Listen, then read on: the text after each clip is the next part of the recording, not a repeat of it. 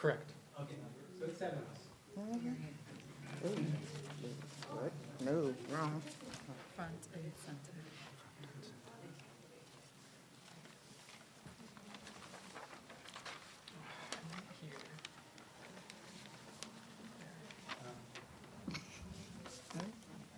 This might also pick up from this way.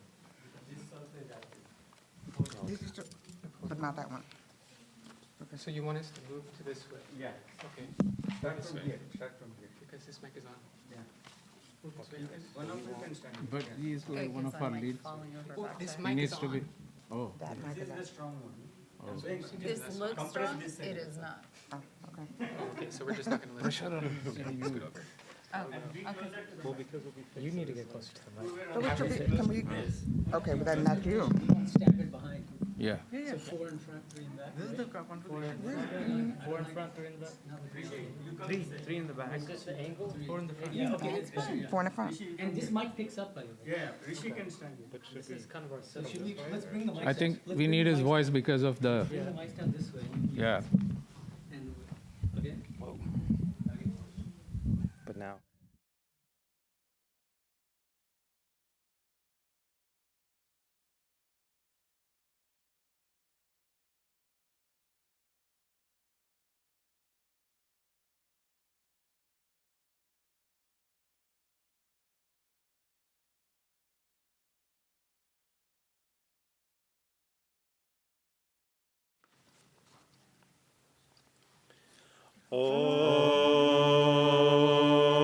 Om Shri Gurubhyo Namaha Hari Om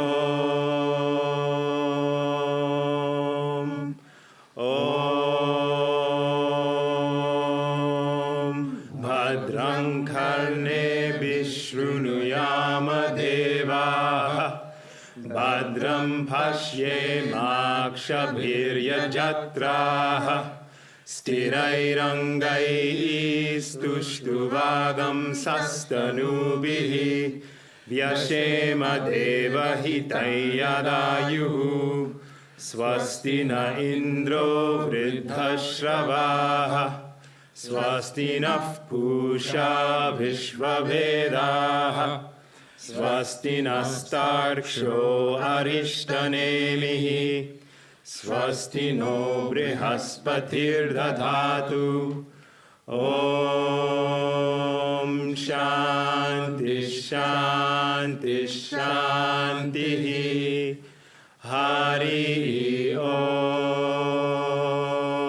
Om. Hymn to Swami Vivekananda by Sharat Chandra Chakraborty.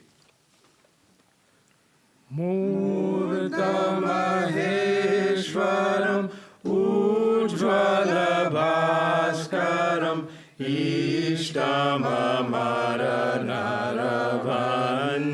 Ishtamamaranaravandyam Murta Maheshwaram Ujjvala Bhaskaram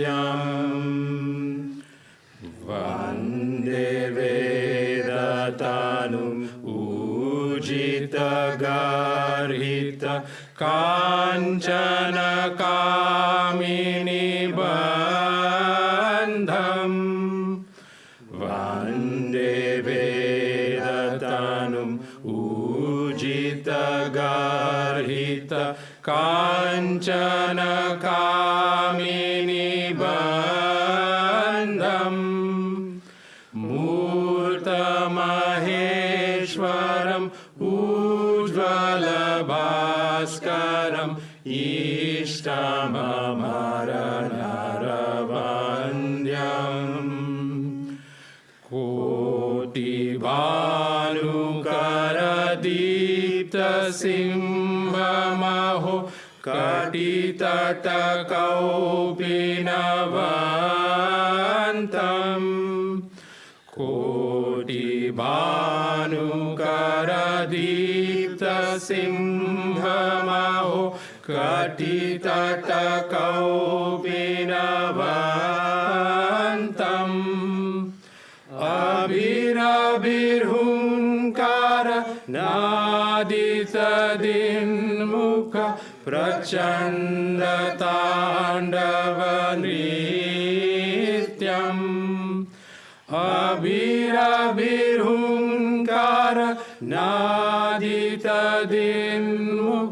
प्रचण्डताण्डवनृत्यम् मूर्तमहेश्वरम् उज्ज्वलभास्करम् इष्टममरनरवन्द्यम् भुक्तिमुक्तिकृपाकटाक्षप्रेक्षणम् अगदलविदलनदक्षम् भुक्तिमुक्तिकृपाकटाक्षप्रेक्षणम् अगदलविदलनदक्षम् बालचन्द्रधरम् इन्दुवन्द्यमिह नौमि गुरुविवेकानन्दम् बालचन्द्रधरम्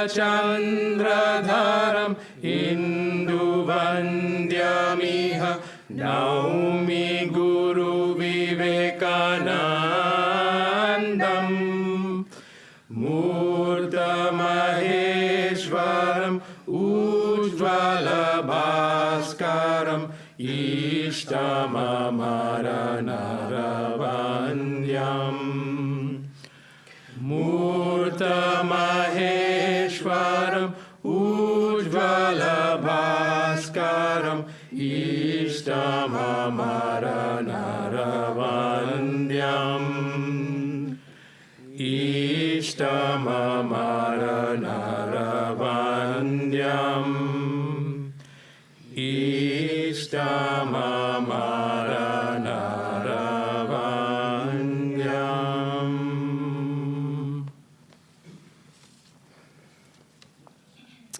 Vedic Shanti Mantra. Om, O gods, may we hear auspicious words with the ears. While engaged in sacrifices, may we see auspicious things with the eyes. While praising the gods with steady limbs, may we enjoy a life that is beneficial to the gods. May Indra of ancient fame be auspicious to us. May the supremely rich Pusha be propitious to us. May Garuda, the destroyer of evil, be well disposed towards us. May Brihaspati ensure our welfare. Om, peace, peace, peace. Hymn to Swami Vivekananda. Lord Shiva incarnate, resplendent like the sun, adored by gods and men as their chosen ideal, the embodiment of the Vedas, who has overcome the bondage of the much-censured lust and gold. Brilliant with the rays of a million suns, the lion among men, who has nothing but a loincloth to wear, who is dancing the violent dance of Shiva. The quarters reverberate with a cry of fear not, fear not. A mere compassionate glance of whose eyes is enough to impart both enjoyment and liberation, who tramples with ease the hordes of vice, who is the veritable Shiva with the crescent moon on the forehead, and who is worshipped by Indu. I bow to the Guru, Vivekananda. Om Shanti Shanti Shanti Hari Om Tat Sat Shri Ramakrishna Arpanamastu.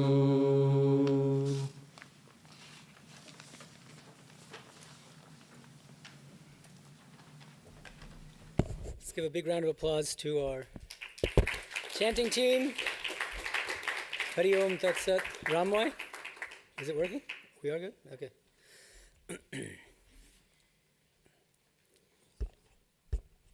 Om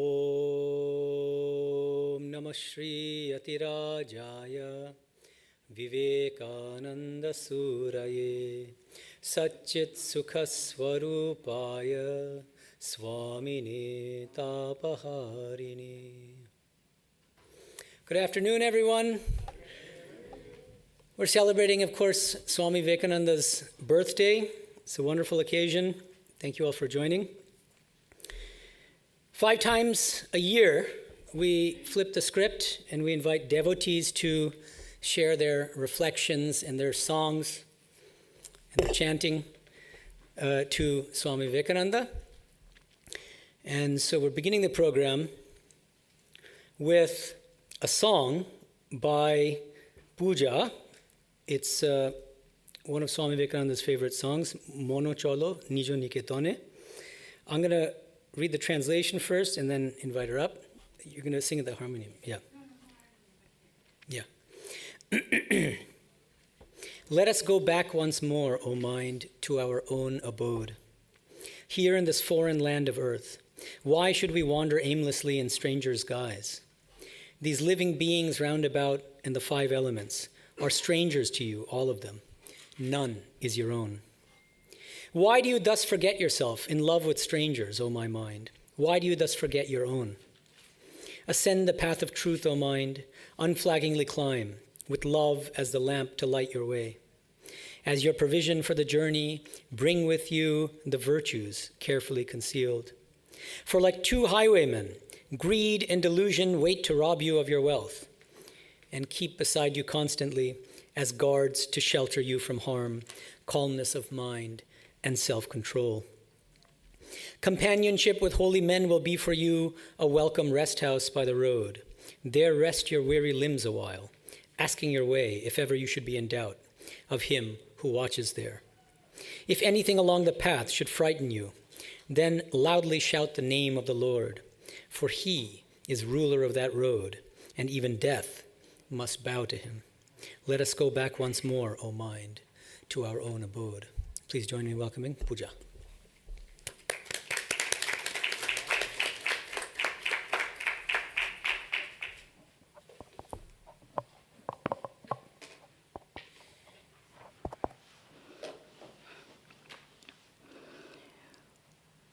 ॐ स्थापकाय च धर्मस्य सर्वधर्मस्वरूपिणे अवतारवरिष्ठाय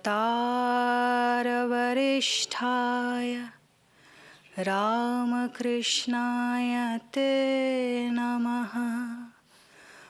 जननीं शारदां देवीं रामकृष्णं जगद्गुरुं पादपद्मे त्रयोश्रित्वा प्रणमामि मुहुर्मुहुः। ॐ नमः श्रीयतिराजाय विवेकानन्द सूरये सच्चित् सुखस्वरूपाय स्वामिने तापहारिणे।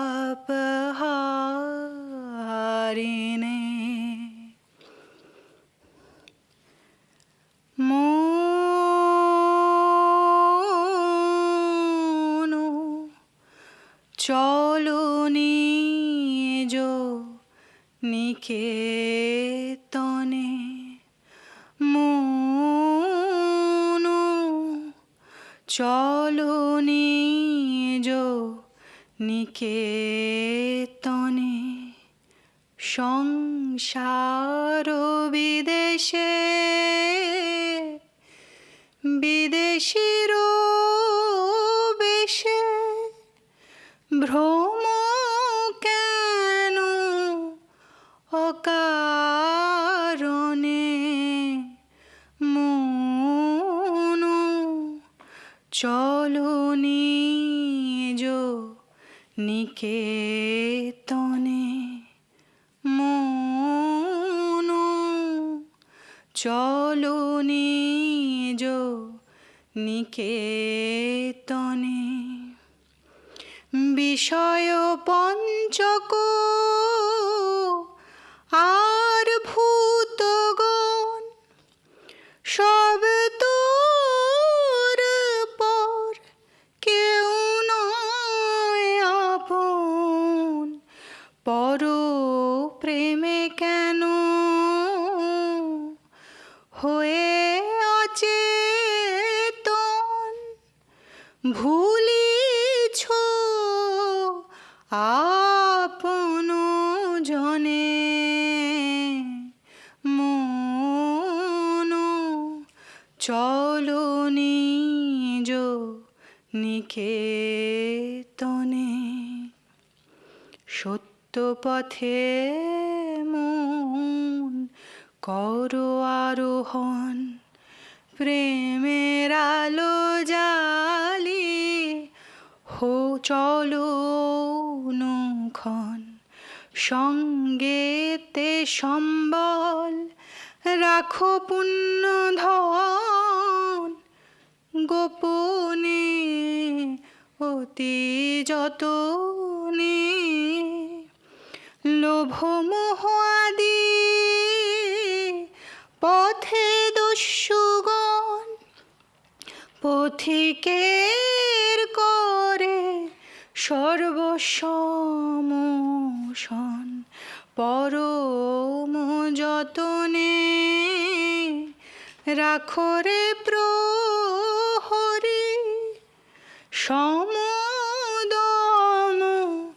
দুই জনে মন, চলো নিজ নিকেতনে মন, চলো নিজ নিকেতনে। সাধু সঙ্গ নামে আছে পান্থধাম, শ্রান্ত হলে তথায় করিবে বিশ্রাম, পথ ভ্রান্ত হলে শুধাইবে পথ, সে পান্থ নিবাসী জনে। যদি দেখো পথে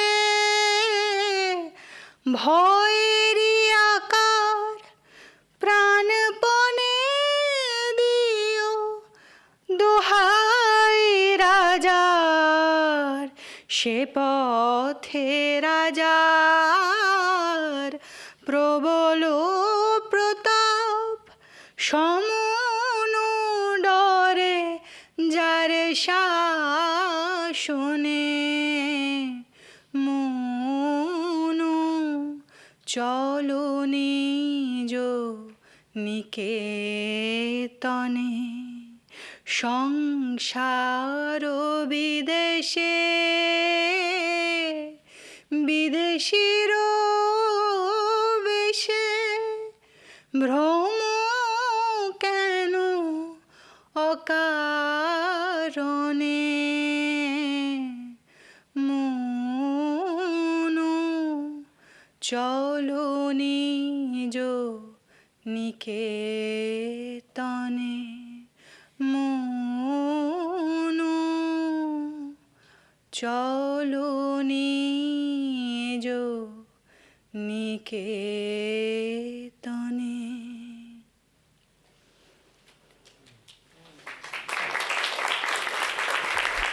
Thank you, Puja Ma, for that lovely rendition of the song. So now we begin our speeches. And first up is a new face. His name is Isaiah. We become friends. I knew he was special when the two of us jogged up to the Hollywood sign together a couple days ago. And keep in mind, he's 25 and I'm 45. So we're jogging up. And then we reach that last stretch, which is the steepest part of the entire jog. Suddenly he starts reciting from memory Swamiji's thoughts of power, whole paragraphs, while I'm huffing and puffing trying to get up there. So this guy's something. Anyway, so please join me in welcoming Isaiah. He'll be giving a speech called How Swamiji Inspired Me.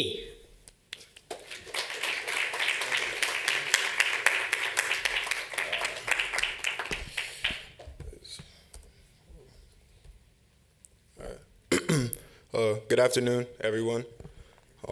Before I start, I would like to thank the Vedanta Society of Southern California, not only for this honor, but also for providing a safe and loving environment for me these past 10 days.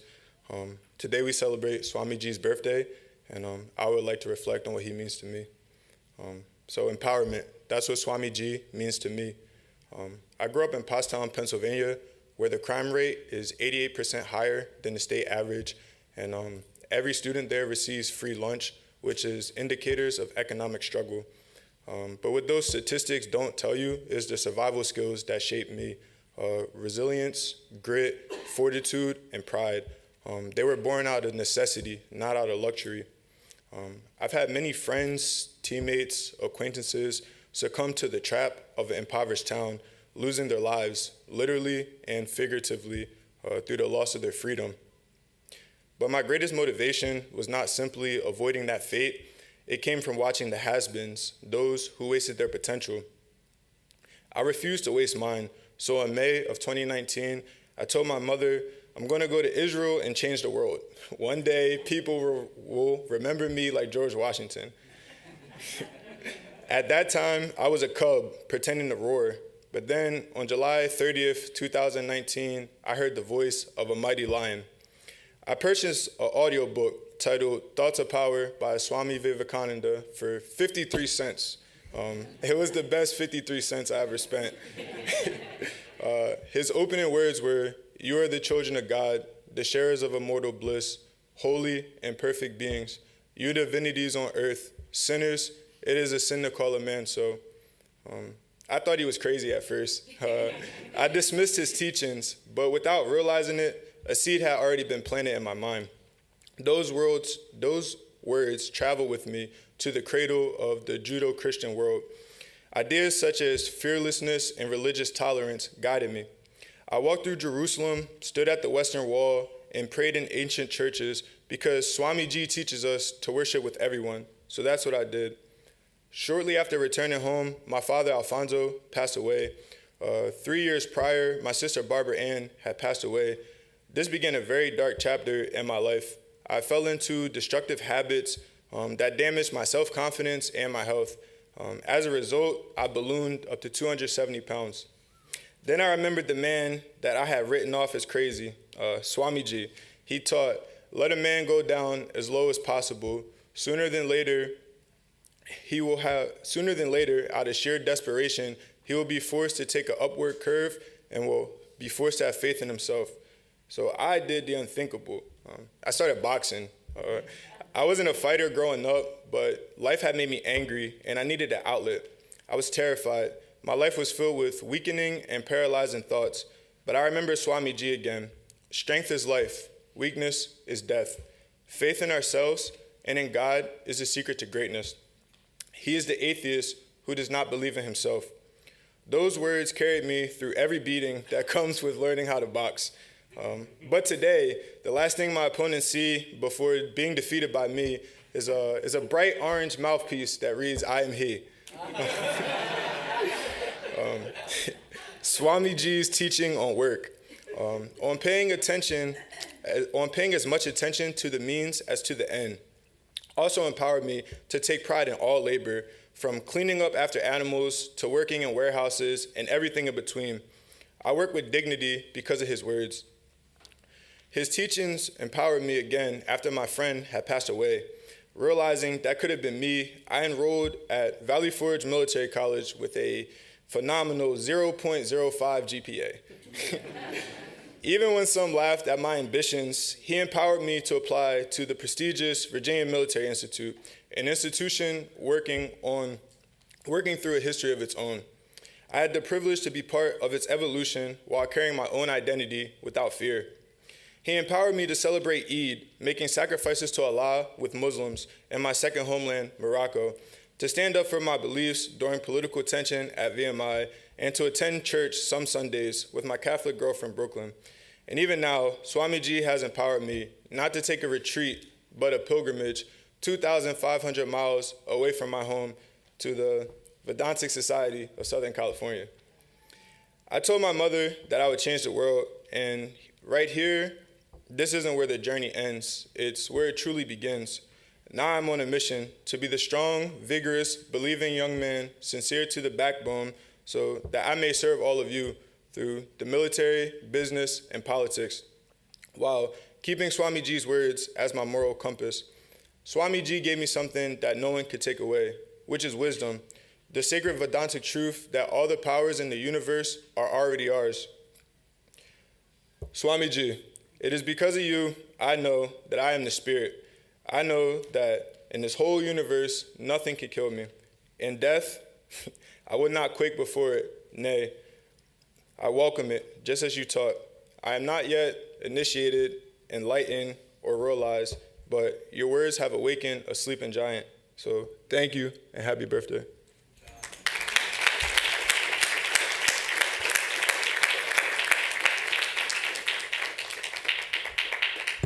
Thank you, Isaiah, for that very inspiring speech. Next up is Nidhi. She'll be speaking on focus, faith, and strength for our young minds in today's age. Please join me in welcoming Nidhi.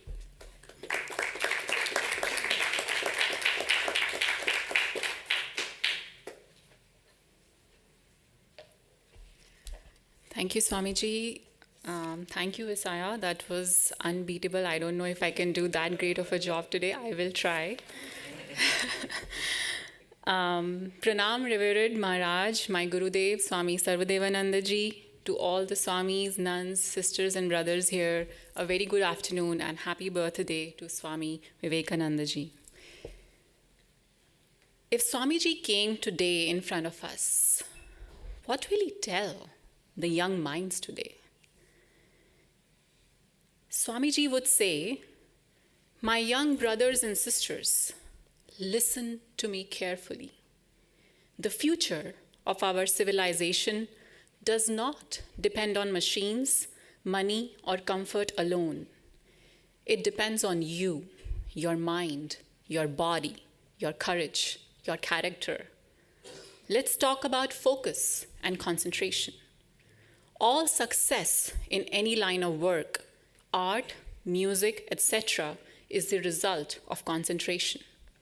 Power of concentration is a key differentiator between humans and animals. We all concentrate on love, on things we love, and we love those things, upon which we concentrate our minds. The great trouble with such concentration is we do not control mind. It controls us. The yogis say we can develop perfect control of our mind. This should allow us to concentrate or attach, but at the same time, we should be able to detach. That is how we develop the systemic development of mind. Why concentration and focus matter more for our youth today? Youth make up about 16% of world's global population today.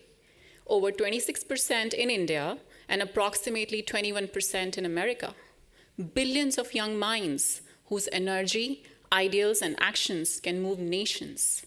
Modern science tells us that 90 to 95% of brain development happens in early childhood. Habits, focus, emotional strength, and discipline are formed before adulthood. Our ancestors knew this long before science confirmed it. Prince and princesses were sent to gurukuls, away from comfort, to live simple, serve their teachers, and practice discipline. Leadership was not inherited. It was earned through discipline and action. Why faith is important for youth today? Faith in effort, faith in discipline, faith in your own strength. This is what builds character. Physical work trains the mind as much as the body. Movement calms anxiety, strengthens courage, and builds emotional resilience. As Swamiji would say, I'll tell you again, and this is a quote I'm reading from his book. First of all, our young men and women must be strong. Be strong, my friends. That is my advice to you. You will be nearer to heaven through football than through study of Gita. These are bold words, but I have to say them. for I love you. I know where the shoe pinches. I've gained a little experience. You will understand Gita better with your biceps, your muscles a little stronger. You will understand the mighty genius and the mighty strength of Krishna better with a little strong blood in you. You will understand the Upanishads better and the glory of the Atman when your body stands firm on your feet and you feel yourselves as men and women. Thus, we have to apply these to our needs. Why courage is important for youth? Today, my sisters and my brothers, the world is different. You live in a digital age. Smartphones, social media, and AI constantly call to you. Professor Haidt from NYU said that since 2010, teen depression and anxiety rates have nearly doubled. Physical play has declined. Emotional resilience has weakened. Do not allow your attention to be stolen. Do not surrender yourself to distraction. AI can teach, aid, and accelerate learning, but you will succeed with your discipline, faith, and moral courage. Your brain has neuroplasticity, dear ones. It adapts to environment. Fill it with movement, challenge, discipline, and learning, and see it will grow strong, fearless, and wise. Here is a poem. To inspire and ignite your young minds, keep these words close to your heart. And this is a poem I wrote as if I am guiding through the words of Swami Vivekananda ji. Oh dear, the young of today, wake up, arise, look yourself in the mirror. Pull your chin up and strengthen your shoulders. Open your heart, look into your eyes, look at your face. Is it not a better thing to do than looking into your phone all the time? Wake up, arise, stand, oh dear child. You're not alone. You have chosen solitude, and you can choose community too, anytime, anywhere. Balance, oh dear child. Learn to find balance between your heart and your mind. Remember, the entire universe runs on one law, the law of balance. Find balance every time you feel you are imbalanced. Focus, oh dear child. Learn to focus your mind. Distraction causes hurt. Practice focus, oh dear. It increases your energy and probability to success. Faith, oh dear child. Have faith in yourself. Believe yourself. Have faith that you can do it, and then put all your energy to achieve it. Never fear, oh dear child. Fear is your enemy. Fear no one, nothing. Do what is right as per moral, ethical, and spiritual laws, and then never fear. Fear takes all the energy from you. Stand tall with courage. Infinite courage, oh dear. Don't ever doubt yourself. You can do it, and you will. Surrender, oh dear. Accept failure when you know the path is not for you. Have courage to course correct. Accept the new path. Surrender and let go. Love, oh dear. Love all and hate none. Your brother, Swami Vivekananda.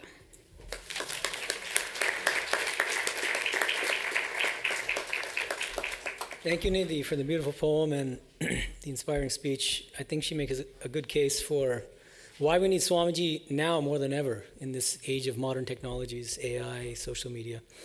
Next up is Bala. He will be speaking on the topic, how to make the whole world your own. When he first said the topic, I thought he mistook Swamiji's program for Holy Mothers, but he said, no. Give me a chance. So please join me in welcoming Bala.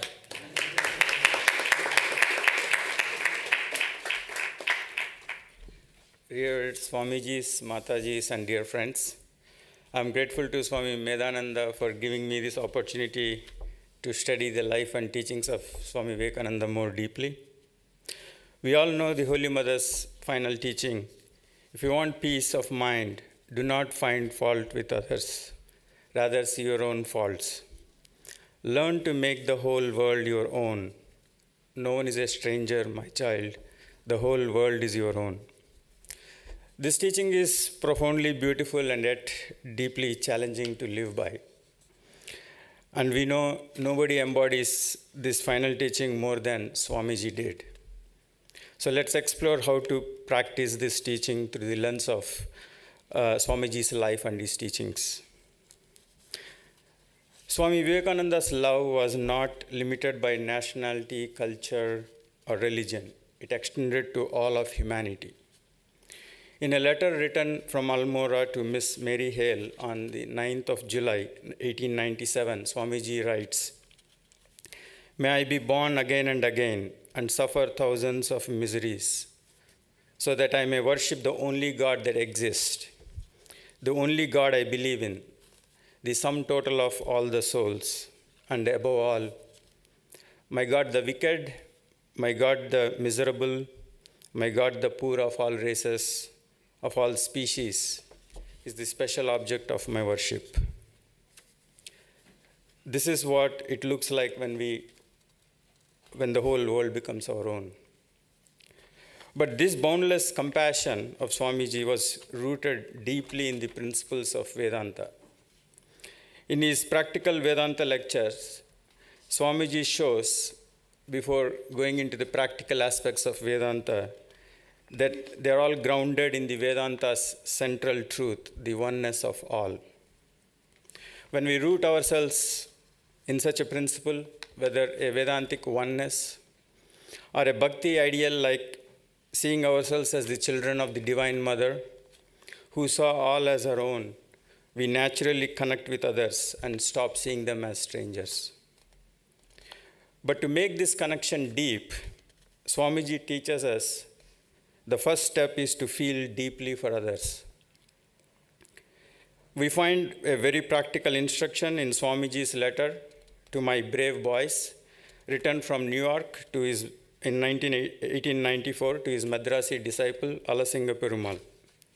There Swamiji urges, "Feel, my children, feel for the poor, the ignorant, the downtrodden. Feel till the heart stops and the brain reels and you think you will go mad." And then he adds something crucial I never heard. "Then pour the soul at the feet of the Lord, and then will come power, help, and indomitable energy."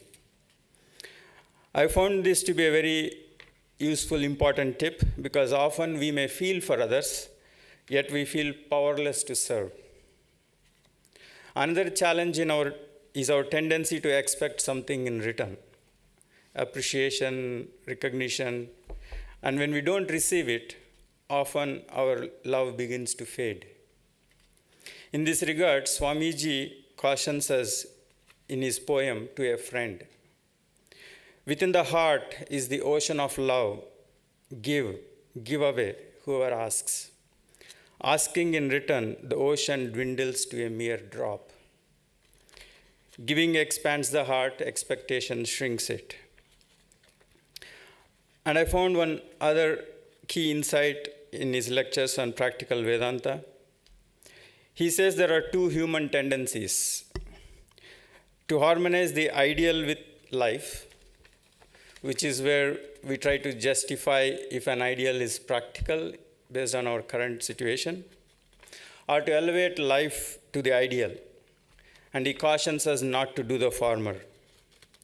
Perhaps our difficulty with Holy Mother's teaching arises when we try to bring the ideal down to our present level. But when we elevate this level to the ideal, rooted in Vedanta's principles, those difficulties begin to dissolve. So the secret to practicing Holy Mother's teaching may be summarized in 3 steps. Remind ourselves daily of the truth of oneness of all. Feel deeply for others and offer that feeling to the Lord. Give, and ask nothing in return. Then our heart expands and we can begin to live this beautiful teaching of the Holy Mother. Thank you.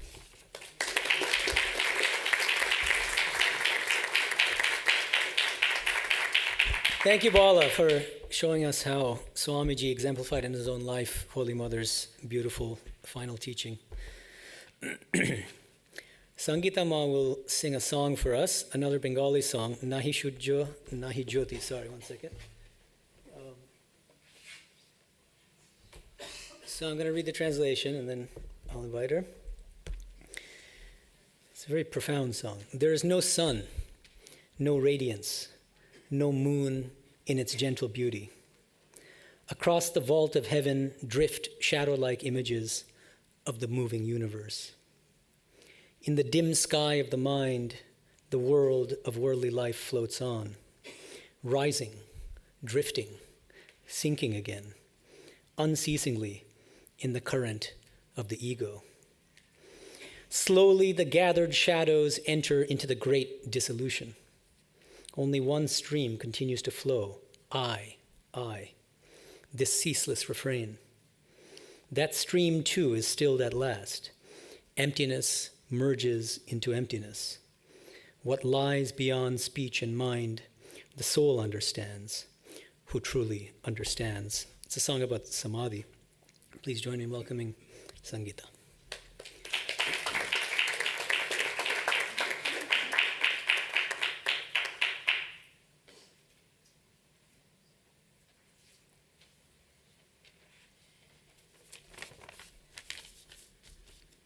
My pranam to Ramakrishna Thakur, Sharadama, Swami Vivekananda, revered Swamijis, and devotees. I'm going to sing Nahi Surja, Nahi Jyoti. Nahi Surja, Nahi Jyoti, Nahi Surja, Nahi Jyoti, Nahi Shashanka Sundara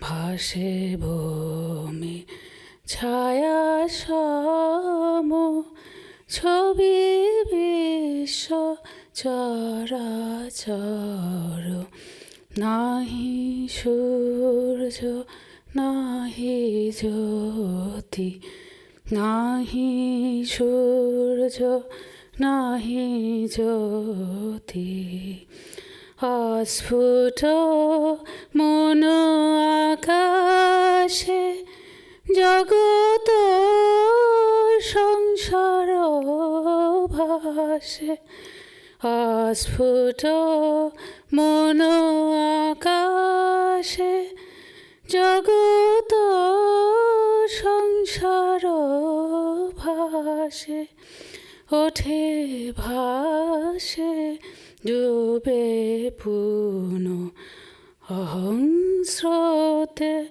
nirantaro nahi surja nahi jyoti nahi surja nahi jyoti dhire dhire Chaya dolo mohalaya praveshilo dhire dhire Chaya dolo mohalaya praveshilo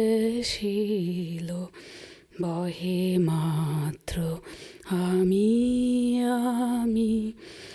e dharay অনুক্ষণু সে ধারাও বদ্ধ হল শুনে শূন্য মিলাইল সে ধারাও বদ্ধ হল শুনে শূন্য মিলাইল Apamana sagocharam Bojhe prana bojhe jara Nahi surja nahi jyoti Nahi surja nahi jyoti Nahi shashanka sundara Bhashe bhumi chaya shamo ছবি বিশ্ব চরাচর নাহি সূর্য নাহি জ্যোতি নাহি সূর্য নাহি জ্যোতি.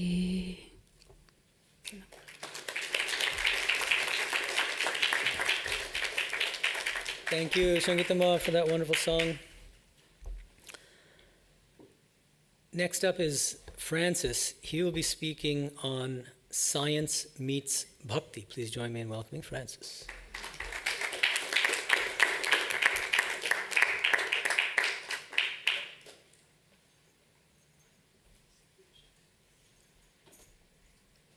Pranam Maharajas, Mataji, and fellow devotees. Thank you very much for the occasion. Just imagine America, 1893, an audience of religious people in Chicago. A young 30-year-old Indian Hindu monk gets on the stage and gets introduced. He walks to the podium, silence, and he says, "Sisters and brothers of America." The audience gives him a standing ovation that lasted for minutes. Now think about it. I'm sure when he looked from the stage, all he saw were people that didn't look like him. Those people didn't look like an audience in America today. But he had the courage to call them sisters and brothers. Why will he do that? What did it take for him to call this American audience brothers and sisters? I've thought about it for a while, and I realized something. It will have taken a lot of courage and confidence for a 30-year-old Hindu monk to stand in front of this audience and say brothers and sisters. Because to call somebody brother or sister implies that they are like you. They are you. So for him to have called them brothers and sisters literally set the tone for the success of Eastern religion in America. He went on and finished the talk, and of course everybody knows what happened after that. He went around the country, preached Hollywood, New York, San Francisco, all came up. Now, what qualities will such a young monk have to be able to say and do that? One, he understood that there was no difference between the audience and himself. That means he understood the unity of humanity. Secondly, for him to believe that they are brothers and sisters meant he had so much love that all he could see was himself in all these people. Now I've read a little bit about science, trying to figure out whether there is any explanation for this sense of unity and love. And most of you will know the story of science in our civilization, from Isaac Newton all the way to Albert Einstein. But recent years, the physics has been about quantum physics or quantum mechanics. I'm sure some of you may have been reading about them. And there's a phenomenon in quantum physics called quantum entanglement. And this is how it happened. They took two particles, let's say A and B. They polarized them in the sense that if one is up, one is down. If one is vertical, horizontal. And they sent them separately. Maybe they put one in Hollywood and sent the other to India. And they correlated or looked at the one in Hollywood. Instantaneously at the same time, the one in India represented the opposite of this particle. We call it correlation. Now, Einstein was told about this experiment in his time, and he described it as spooky action at a distance. He could not believe that it's possible for any object that distance without any medium of communication can respond. Today, we know that there was something between these two objects. What is that something? First, it says they must be united, these two objects, for them to correlate and respond instantaneously higher than the speed of light. And the speed of light means you can go around the whole earth 7 times. That's the speed of light in a second. So for that to happen, that means these two are joined together eternally and tightly. That's who we are. Swami Vivekananda knew that in 1893. As a result, he was able to call the American audience brothers and sisters because he knew he and them were the same. And what held this idea of unity was his love. Bhakti. Bhakti is the strength or the force that holds unity together. If there's no unity, there can be no love. If there's no love, there can be no unity. And this scientific proof today has brought a lot of talk about Vedanta. The single most important thing in Vedanta is Advaita. The self, Atman, and the universe, Brahman, are one and the same.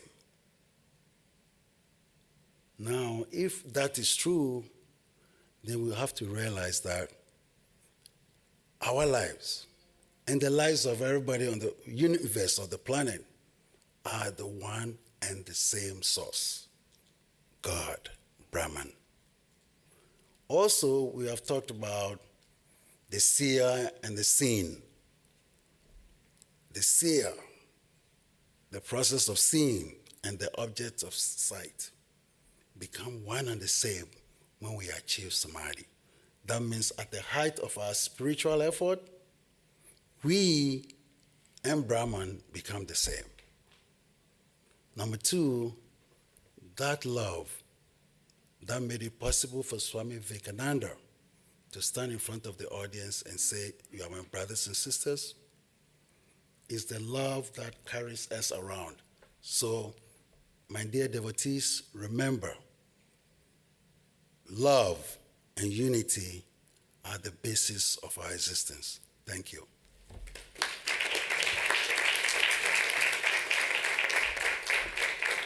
Thank you, Francis, for that really wonderful and thought-provoking talk. I've never heard a speech before connecting Swamiji with the physics idea of spooky action at a distance. So thank you, Francis. And Swamiji and entanglement. That could be a whole PhD dissertation. Next up is Shivani. She'll be speaking on the yoga of discernment. Please join me in welcoming Shivani.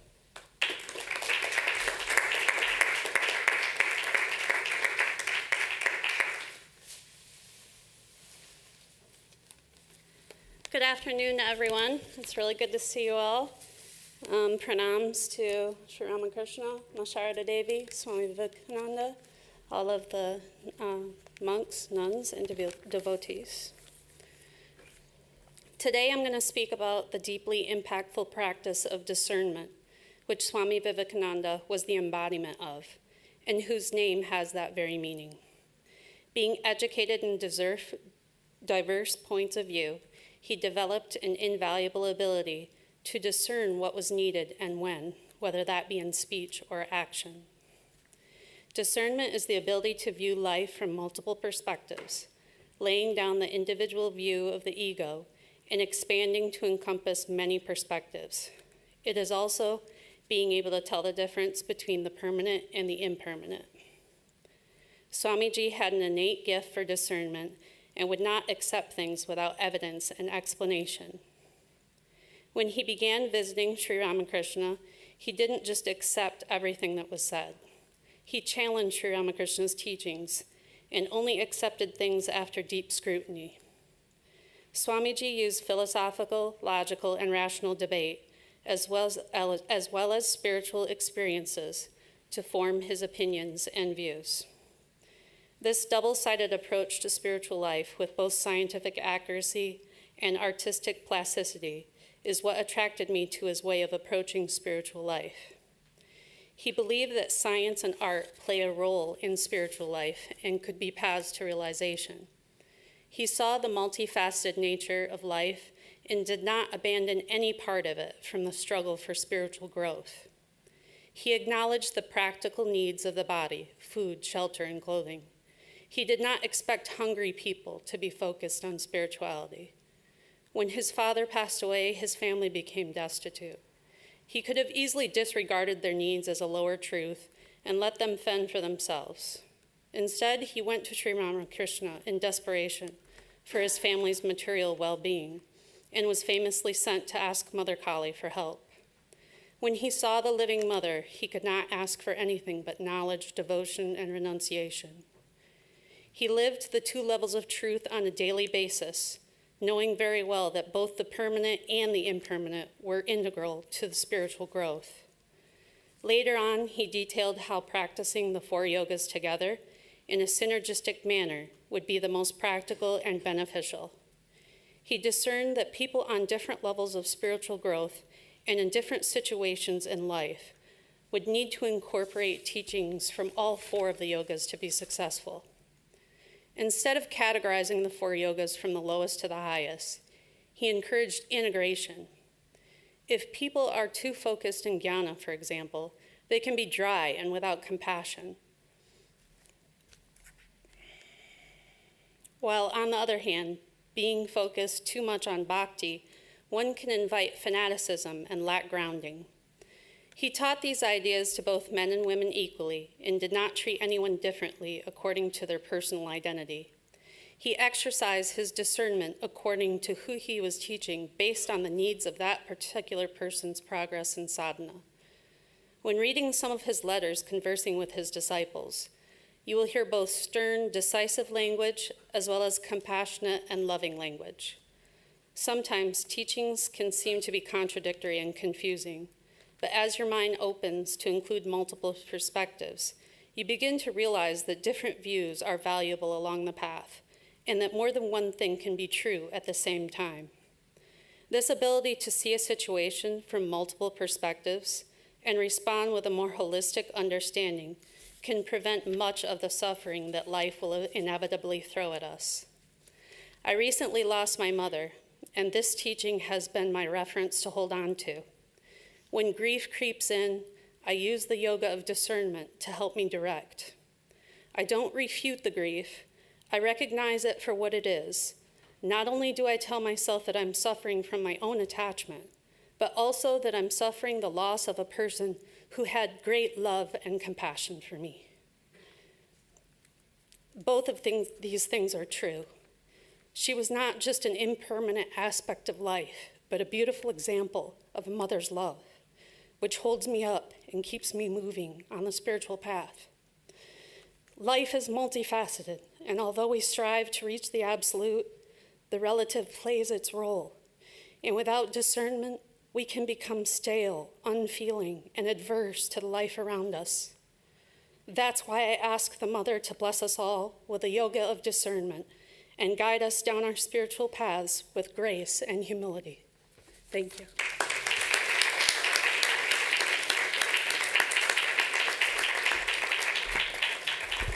Thank you so much to Shivani for that moving speech.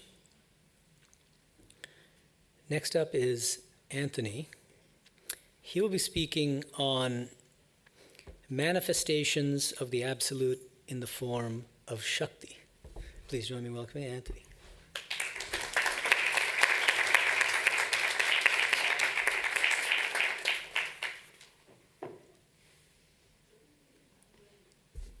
Pranams to everybody. I think I will pick up where Shivani left off. It actually is a beautiful segue that you've set up for me. Get closer to the mic. Yes, I'm going to get the mic closer to me. So I'm going to emphasize what Swamiji said about Devis when I discuss Swamiji's teachings on the manifestations of the Absolute in the form of Shakti. So starting with some building blocks. Swamiji recognized this apparent world is a projection of God, and if correctly seen, is a part of God herself. It is not an illusion, it's very real. Shakti, of course, is the divine feminine principle. It's a supreme goddess who embodies cosmic energy and has aspects of creation, or the powers of creation, preservation, and destruction of the universe. This is the power of the infinite divine who projects the names and forms of the relative universe. It is the manifestation of God. It's very real. It's absolute, but it appears as relative. The mechanism of this is Maya, whereby the Divine Mother, through Shakti, projects the forms that comprise the apparent world, of which Devis are a part. And one of Swamiji's great contributions, at least from my point of view, is to recognize that the apparent world is as real as the divine, and in fact is an essential aspect of the personal God. So he says the universal energy of the divine is Mother, and he calls Mother the first manifestation of power. It is Shakti, divine energy, and omnipotence, the sum total of the energy in the universe, light, power, energy, and love, and it also is Maya. And as Swamiji said in one of his Thousand Island talks, Mother is ever manifesting through all, through all, through all. That's very important. The light is not polluted by what it shines on, nor benefited by it. The light is ever pure, ever changeless. Behind every creature is the Mother, pure, lovely, never changing. And this is a beautiful thing from Thousand Island Talks. What we see here now, is God percolating through nature. The fountain of knowledge is in every one of us, in the ant as well as the highest angel. And we access that fountain by worshiping Mother in all things. This is the projection of Shakti, the manifestation. Swamiji describes this as the sum total of all cells in an organism is the person. Each soul is like one cell, and the sum of them is God. So at Thousand Island, Swamiji stressed, Mother is ever manifesting through all. Again, all, everything. All includes Devis, it includes everything. And this isn't just a one-off, it permeates just so many of his thoughts and discussions and philosophies. His August 8th, 1896 letter to Goodwin says, Ishvara is the sum total of individuals, yet he is an individual, as the human body is a unit of which each cell is an individual. Back to the cellular level again. The existence of God, therefore, depends on that of Jiva, as the body depends on the cell, and vice versa. This Ishvara and the Jiva are coexistent beings. The one is dependent on the other. That's my addition to what he said. So he's describing the unity of existence, which bridges the gap between the individual and the divine. So therefore, there is no gap between God and Jiva, or God or cell, or God or anything else, nor can there be, because God is infinite. So we have to go back to Shakti, because that's obviously my topic. His teaching suggests that Devis, as an aspect of Shakti, play an essential role in this entire process. In Jnana Yoga, he explains, then the Jiva leaves the body and goes to that condition of reward or punishment which he has gained by his past life. As one example, Devaloka is the place or abode of the gods.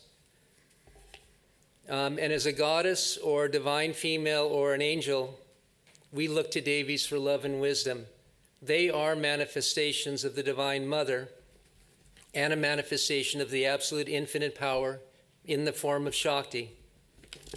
So what happens, of course, is that the divine comes through Shakti, and frankly, it helps us and elevates us and brings us back to the divine, to Brahman.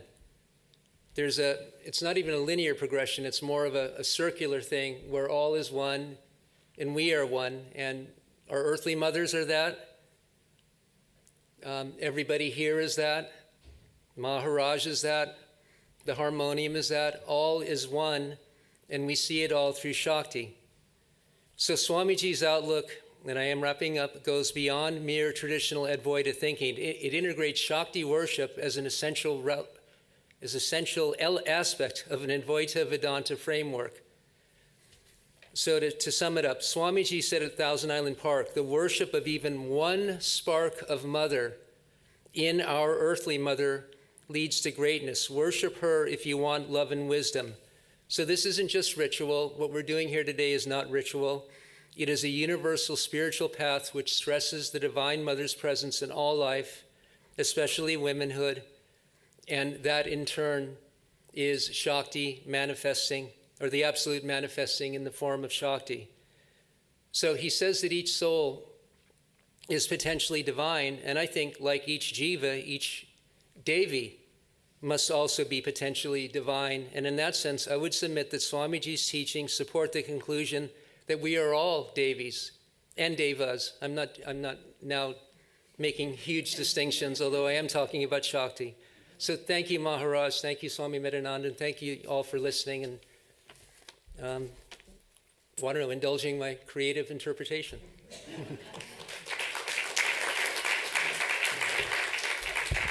Thanks, Anthony. I think that's an important philosophical corrective to the tendency that's pretty widespread to take Swamiji to endorse Shankara's Vivartavada, which means that this world is an illusion. And I think I agree with Anthony that it's more plausible to think that he follows Sri Ramakrishna, his guru, in holding that Brahman and Shakti are non-different and that this world is actually a real manifestation of Shakti. So we should move away from this idea of the world being an illusion and think about the world as a manifestation of the divine. Thank you, Anthony. Next up is Suprabhama. She will be singing a song by Rabindranath Tagore, as they say in the West, Tagore. It's a Bengali song, Tomare ei koriachi ei dhrubotara. And I think, sorry, did I skip one? Oh yeah, Suprabhama, sorry. There are two Tagore songs today. This is the first of the two Tagore songs. So Suprabhama will be singing the song, Tomare ei koriachi ei dhrubotara. I'm going to read the translation. Sorry, it's going to take a little while. Okay, so here's the translation. It's very hard to translate Bengali songs in general, but especially Tagore. I have made you my life's helmsman. I shall never again be lost in this ocean. Wherever I roam, may your presence be felt. Let endless tears pour like moonbeams. Glimpses of your face recur in my consciousness. Even a moment's absence from me sets me adrift upon the shoreless ocean. If ever my wandering heart goes astray, a glimpse of thy face sets me straight. Please join me in welcoming Shipra. Shiprava. Wait, now, sorry. Wait, so isn't it, who? I mixed up the two Tagore songs, but yes, okay, good. That's your song. So there we go. And your names are almost the same. Shipra, Shiprava.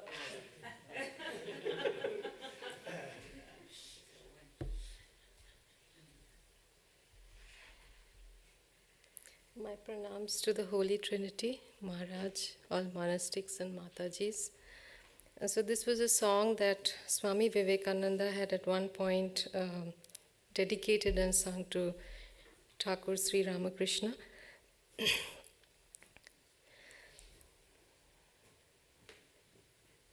Just a moment. তোমারে করিয়াছে জীবনের ধ্রুব তারা এ সমুদ্রে আর কবু হব না কো পথহারা তোমারে করিয়াছে জীবনের ধ্রুব তারা যেথায় আমি যাই না কো তুমি প্রকাশিত থাকো যেথায় আমি যাই না কো তুমি প্রকাশিত থাকো আকুল নয়ন জলে ঢালো গো কিরণ ধারা তোমারে করিয়াছি জীবনের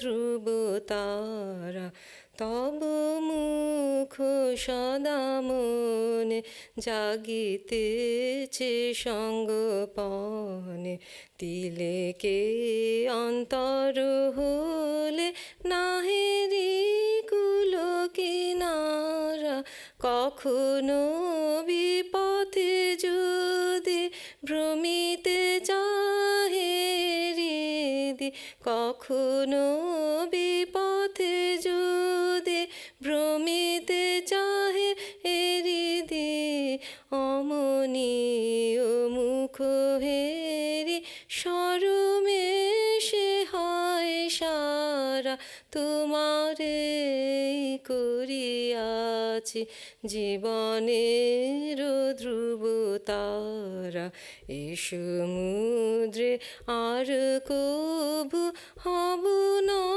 কো পথহারা তোমারে করিয়াছি জীবনের ধ্রুব তারা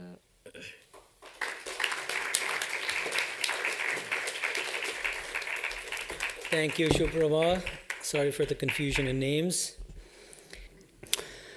Next up is Leela. She'll be speaking on the topic Swamiji's Maturation of the Harmony of Religions Doctrine. Please join me in welcoming Leela.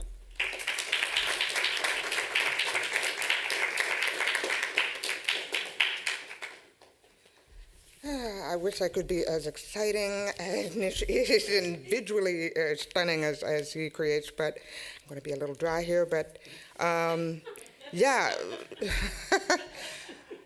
my pranams to Sarva Devananda ji, Mahayogananda ji, Swami, Mataji, and dear friends and fellow devotees. Swami Vivekananda did not inherit spiritual certainty. He deftly wrestled his way into it. We are aware of his initial agnostic beliefs through his membership in the Brahmo Samaj and his constant questions of Sri Ramakrishna on the validity of an immanent and personal God, much less Ramakrishna's inner circle assertion that he was actually the incarnation.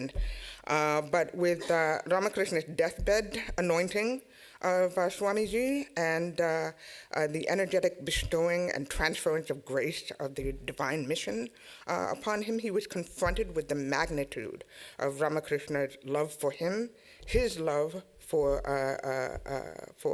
Maharaj, and the insistence of the necessity to begin this work that would be his life work, which is the harmony of religions. It's foreshadowed to be behind the fervor of many of his letters to his brother monks and supportive acquaintances, this urgent need to unify a disjointed and socially fractured India. Swamiji's travels in the Himalayas and the interactions with his fellow countrymen from 1888 to about 1892 crystallized his resolved perspective of one India by the vision of a universal religion that expressed the common tenets of humankind's search for meaning, purpose, and soul across all creeds. Swamiji had often quoted that famous verse of Sri Ramakrishna from the Gita, you know, upon me every religion is strung as a string of pearls. Oops. Hold on, just a moment. And this form of pluralistic universalism gave wide open birth and arms to all major systems of religion and thought. And yet perhaps it required a bit more of a precise reading of the seeker itself and the growth of faith, and not just as Swamiji would have put it. bundles of theories without any standard to judge them by, each man preaching his own pet ideas. This is, as his travels flung wide to America and beyond, Swamiji began to incorporate more targeted ideas of the three primary Vedantic systems of Dvaita, Vasishtha-Dvaita, and Advaita, and more present as the graduated cornerstones and anchor for a seeker's growth and growth in their understanding of the ultimate freedom of God realization, certainly for Hinduism, but even for all other systems of religion and ultimate knowledge, especially Christianity, whether they were really recognizing that that was their goal or not. In many ways, the incorporation of the three Vedantas, which were really specific to Hinduism, no other system actually examined going from dualism to non-dualism, except for Hinduism. It was a little bit less successful in being able to express the idea of a universal religion than the Abrahamic religions, which are, still had their own success, even in the concept of dualism, in finding an enlightened clarity, despite dualistic systems really being closed ideas of belief. Finally, Swamiji brilliantly deduced that adding the character base for yogas as not simply isolated paths, which are equally as effective, but necessary puzzle pieces together that speak to human tendencies and hence are much more universal, more flexible in their application across many religious systems. He created a more germane, more plausible explanation for the characteristics of religions and people, making each yoga and each person a religion in and of itself, opening the door for a more essential religious freedom. Thank you.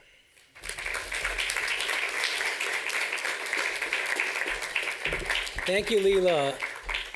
I think you're right that that Swamiji's teachings on the harmony of religions underwent a kind of maturation process, in that there's a phase, I mean, based on my research, I found between 1894 and 1895, where he harmonized the world religions on the basis of this hierarchy of Dvaita leading to Vishishtadvaita, culminating in Advaita.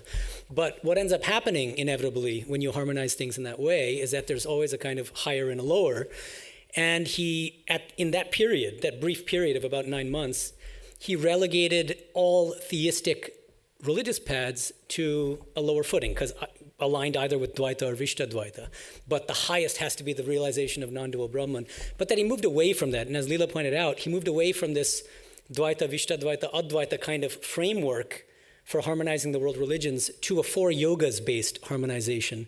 And he said that all of the world religions correspond to one or more of the 4 yogas, and there's no higher and lower between these yogas. So it's a much more pluralistic doctrine, which is more in keeping with the universalism of Sri Ramakrishna. So thank you, Leela. Next up is Soan. Swami Vivekananda, a messenger of spiritual freedom in America. Please join me in welcoming Soan.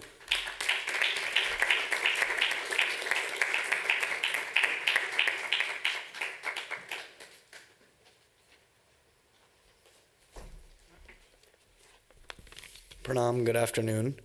It's a privilege to gather here to honor the birthday of Swami Vivekananda, a towering spiritual pioneer whose life and message continue to guide us.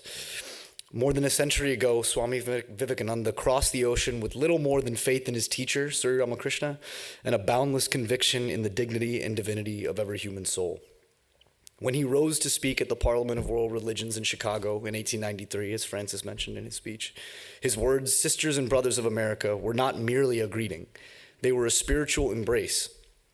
In that moment, he awakened a sense of universal kinship that reshaped how East and West would encounter one another. During his years in America, Vivekananda worked tirelessly, not only as a teacher of philosophy, but as a builder of bridges between cultures, religions, and ways of life. He founded Vedanta societies like the one we celebrate in this very place today, so that seekers could explore the highest truths of the spirit in a modern world. He spoke in homes, lecture halls, churches, and classrooms, translating the essence of the Upanishads and the Bhagavad Gita into a language accessible to Western minds while remaining deeply rooted in India's spiritual heritage. His teachings live on vividly through his writings and lectures. In Karma Yoga, he reminds us that every act of selfless service is a step toward God. In Raja Yoga, he reveals the discipline of meditation and the vast inner world of the mind. In Jnana Yoga, he leads us to the realization of the one universal self that shines through all beings. And in the complete works of Swami Vivekananda, we encounter a voice that is fearless, compassionate, and profoundly practical, a spirituality meant not for withdrawal from life, but for its uplift. For Vivekananda, religion was not dogma. It was strength, character, and love in action. He urged us to serve the poor, to respect every faith, and to recognize the same divine reality in every person we meet. His vision inspired a spiritual renaissance in India and helped shape the moral and spiritual imagination of America. It is deeply symbolic that Swami Vivekananda left his body on the 4th of July, a day celebrated in this country as Independence Day. His passing on that date reminds us of the freedom he so often spoke of, not only political freedom, but the highest spiritual freedom, freedom from ignorance, fear, and limitation, freedom to realize the infinite within. And so as we celebrate his birth here in Hollywood in a center that stands as a living continuation of his work, we honor not only a great teacher of the past, but a guide for our own time. On this sacred occasion of his birthday, may we rededicate ourselves to the spiritual vision that gave rise to this community. Thank you.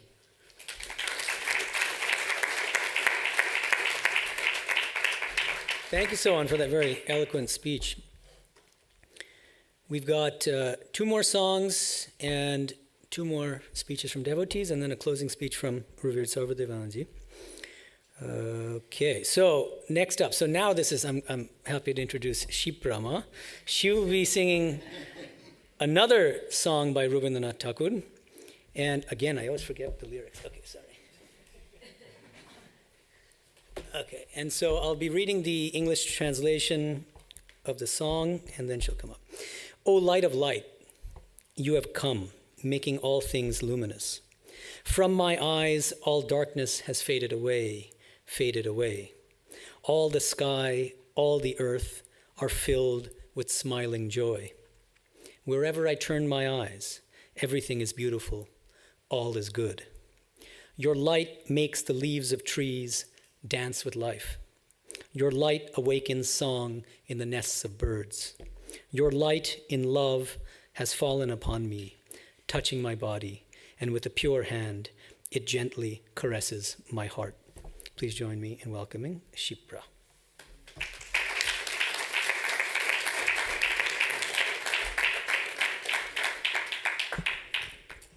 My pranam to my Guruji, Swami Sarvadevananda ji, and other Maharaj, Swamijis, and Ma's, and all the mothers here, and the devotees. This is like Swamiji just explained. This is a song from Gitanjali, Rabindranath Tagore.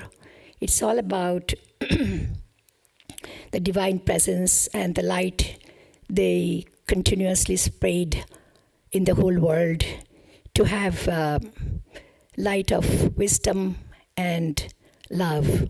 Like everybody talked about love, which is very important for Vedanta also.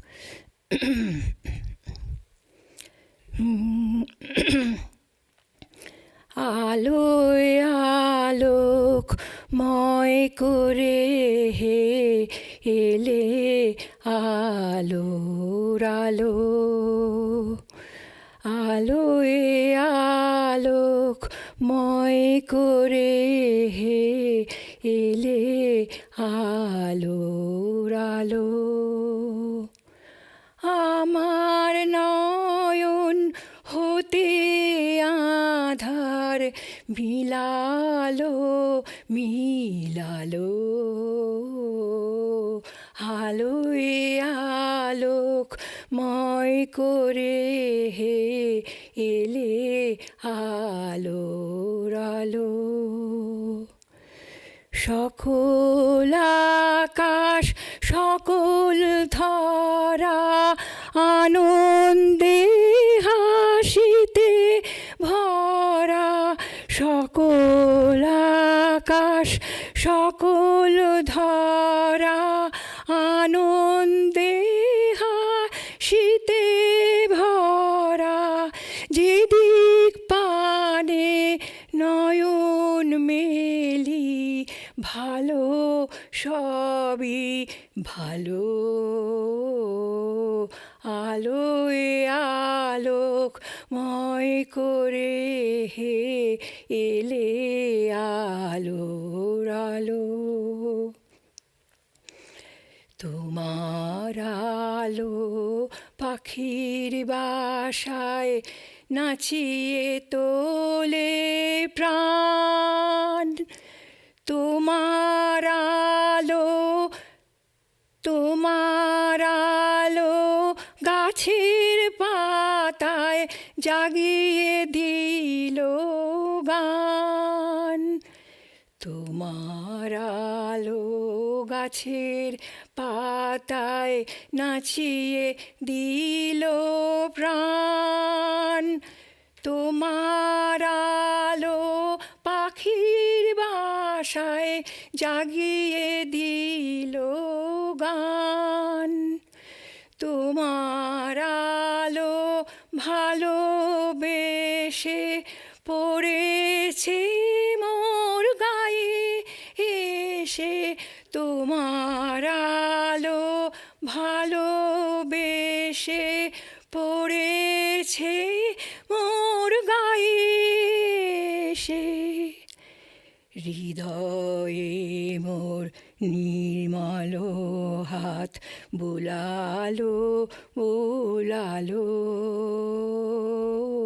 আলোয় আলোকময় করে হে এলে আলোর আলো আলোয় আলোকময় করে হে এলে আলোর আলো আমার নয়ন হতে আধার মিলালো মিলালো আলোয় আলোকময় করে হে এলে আলোর আলো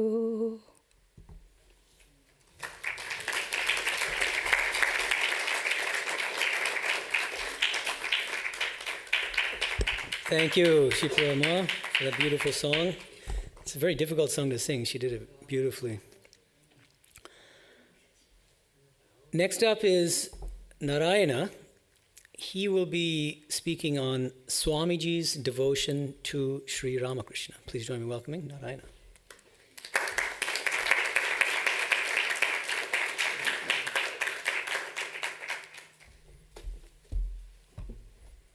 Welcome, brothers and sisters of Vedanta.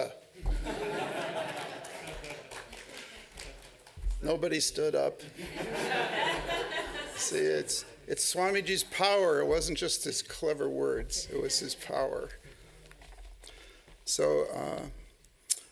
we've been reading this book, The Reminiscences of Swami Vivekananda, his Eastern and Western admirers in the morning at our breakfast. And it was very inspiring to me, so I decided to buy the book. And one of the longest sections is by Sister Christine.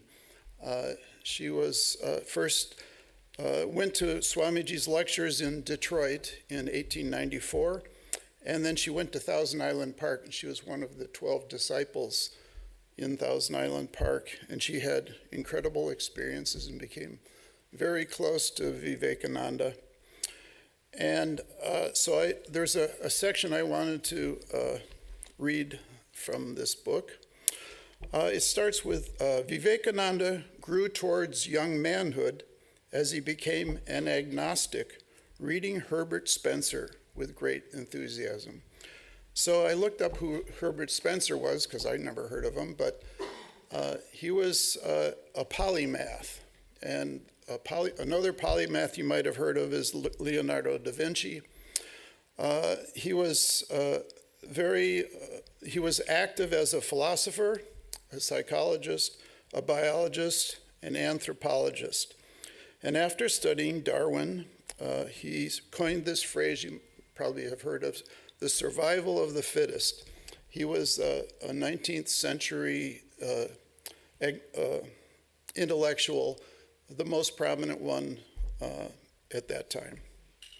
So anyway, reading Herbert Spencer with great enthusiasm, with whom he also had some correspondence. But agnostic or devotee, the search for God was uppermost in his mind. It was touching to hear him tell how he went from one religious teacher to another, asking, "Sir, have you seen God?" and not receiving the answer he hoped for until he found Sri Ramakrishna at Dakshineshwar. With that began a new chapter in his life. Vivekananda spoke of his struggles to accept this priest of Kali, who worshipped the terrible one. The terrible one, in this day, we might say the terrifying one. He, the unorthodox agnostic, product of Western education, to sit at the feet of a superstitious worshiper of idols, it was unthinkable. And yet, in this simple man and in him alone, Vivekananda found what he had been seeking, living spirituality. If the worship of Kali could produce such purity, such truth, such flaming spirituality, one could only stand before it in reverence. One was compelled to reverse all one's former opinions. The intellect surrendered. But Vivekananda's instincts did not submit so easily. There was a long struggle and many arguments with Sri Ramakrishna after he had accepted him as his guru. At last he conquered by an experience of which he never spoke. It was too sacred. His devotion to his master was unique. Such words as love and loyalty acquired new meaning. In Ramakrishna, he saw the living embodiment of divinity, whose very body changed with the realization of his ideas. Although he was illiterate, Vivekananda said of him, "He had the greatest intellect of anyone I ever met." And this was from a scintillating intellect which amazed men even of outstanding intellectual achievements. Vivekananda, his process of re-education into Hinduism began. He was among those who had stormed against idol worship. But in this priest of Kali, who worshipped the image of Dakshineshwar as his mother, he found a character greater than any he had met before. A being of shining radiance, the very embodiment of love, of divinity.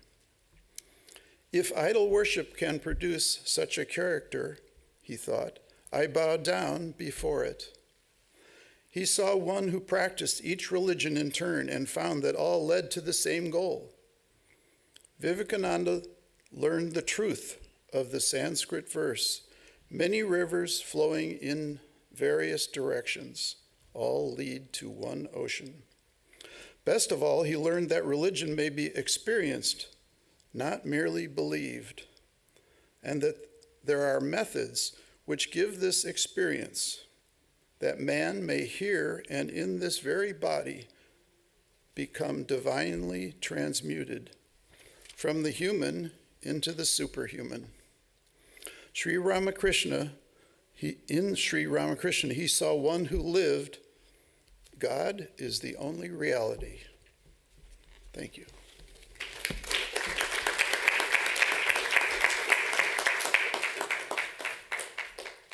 Thank you, Narayana, for highlighting Swamiji's love for Sri Ramakrishna. And last but not least, Ellis is going to be speaking on skepticism as a spiritual path. Please join me in welcoming Ellis.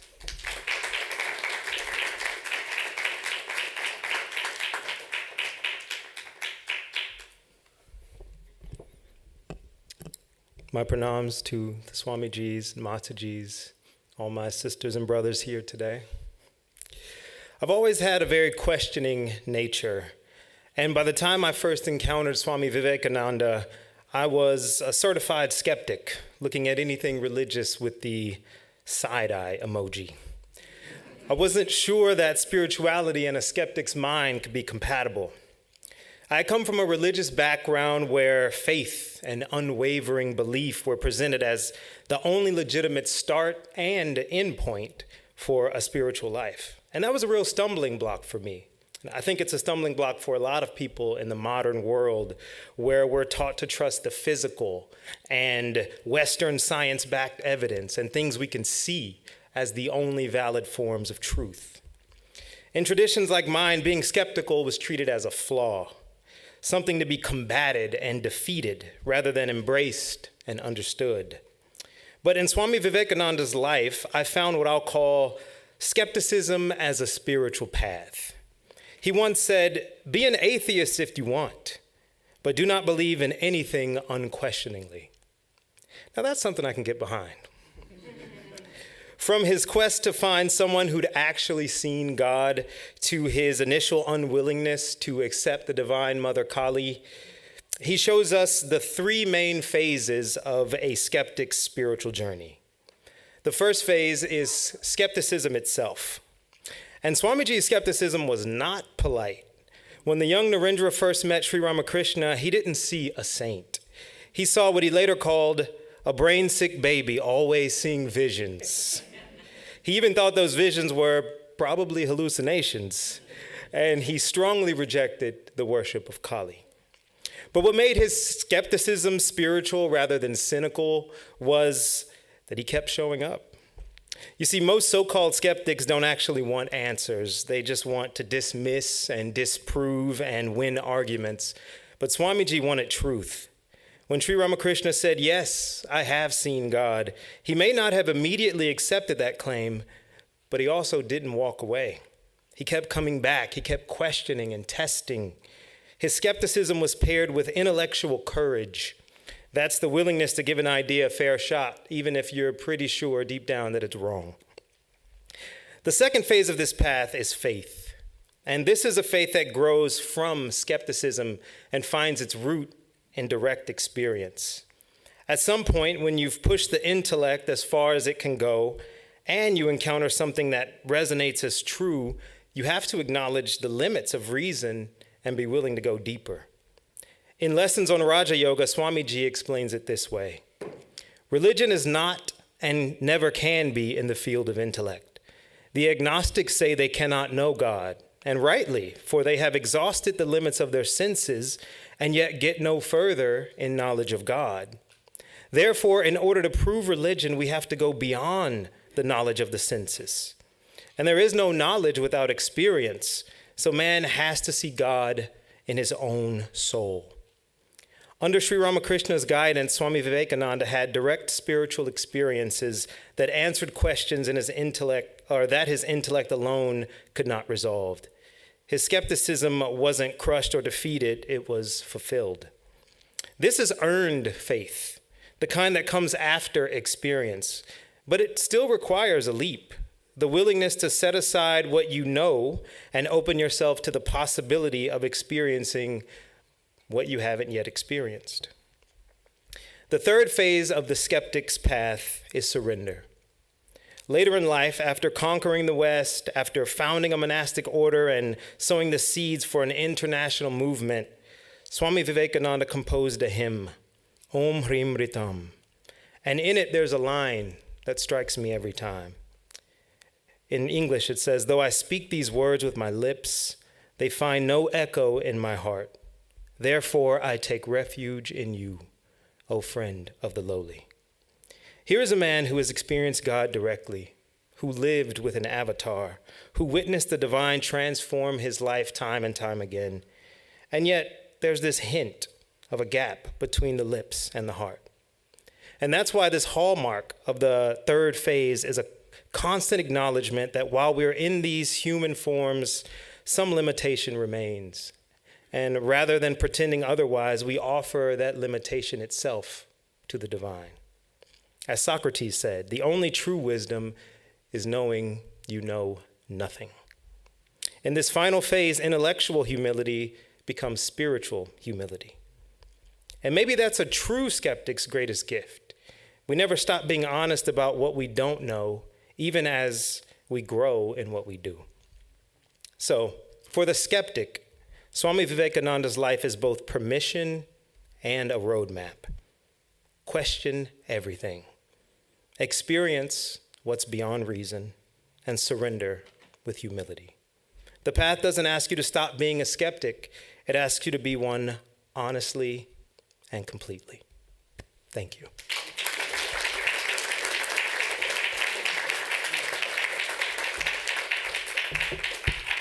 Thank you, Ellis, for that brilliant speech. It reminds me of the Nyaya approach to debate. Nyaya, the logical school of Indian philosophy, distinguishes three ways of debating with each other.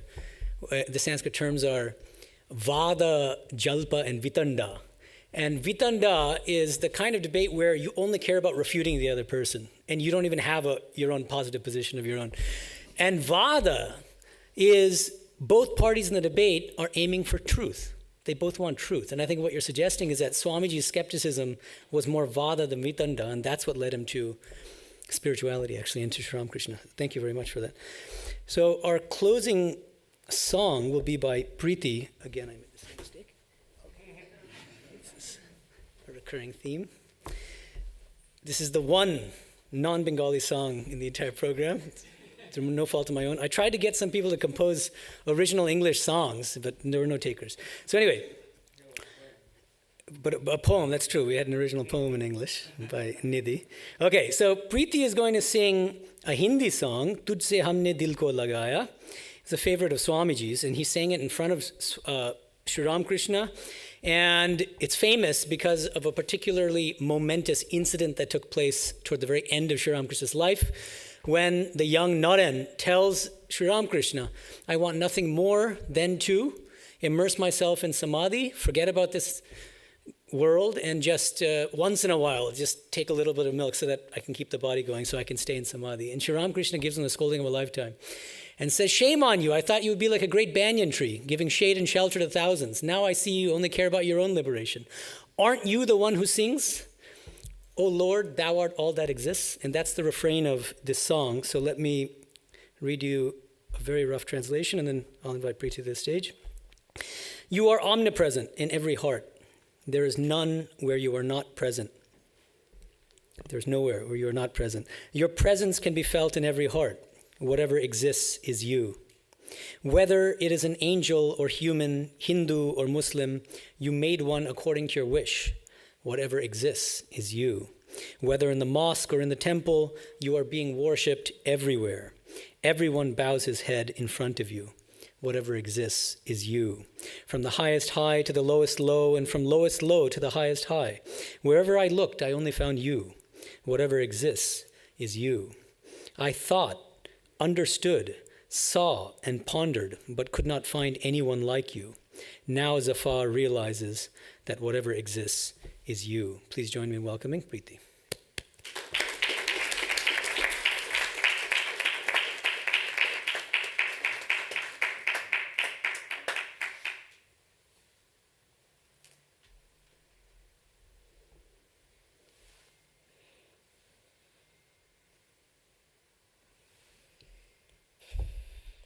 तुझसे हमने दिल को लगाया, जो कुछ है सो तू ही है। तुझसे हमने दिल को लगाया, जो कुछ है सो तू ही है। एक तुझको अपना पाया, एक तुझको अपना पाया, जो कुछ है सो तू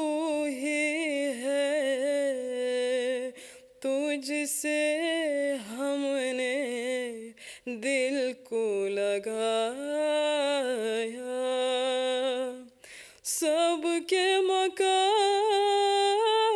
दिल का मकान तो कौन सा दिल है जिसमें नहीं तो सबके मकान दिल का मकान तो कौन सा दिल है जिसमें नहीं तो हर एक दिल में तू ही समाया हर एक दिल में तू ही समाया जो कुछ है सो तू ही है तुझसे हमने दिल को लगाया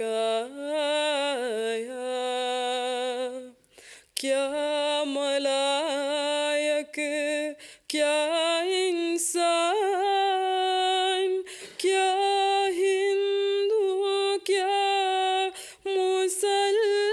मुसलमान क्या मलायक क्या इंसान क्या हिंदू क्या मुसलमान जैसे चाहा तूने बनाया जैसे चाहा तूने बनाया जो कुछ है सो तू ही है तुझसे हमने दिल को लगाया जो कुछ है सो तू ही है एक तुझको अपना पाया जो कुछ है सो तू ही है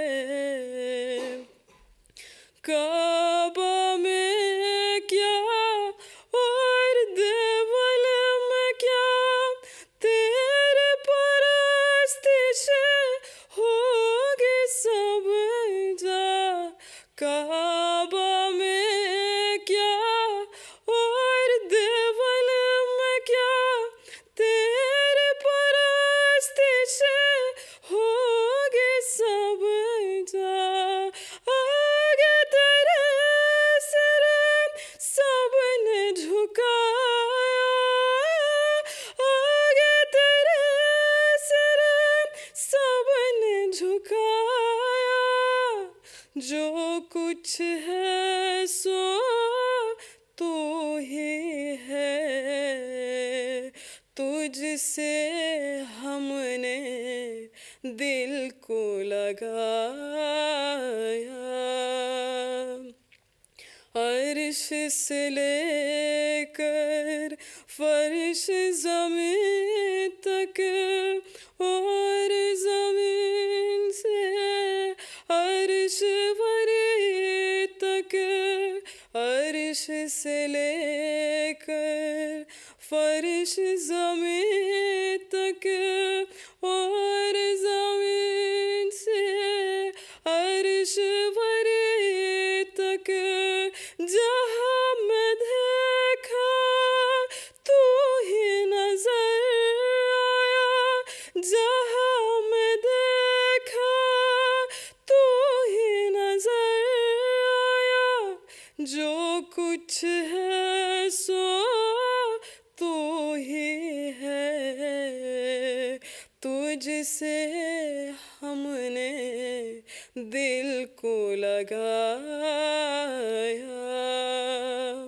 सोचा समझा देखा भला सोचा समझा देखा भला तुम जैसा न कोई ढूंढ निकाला सोचा समझा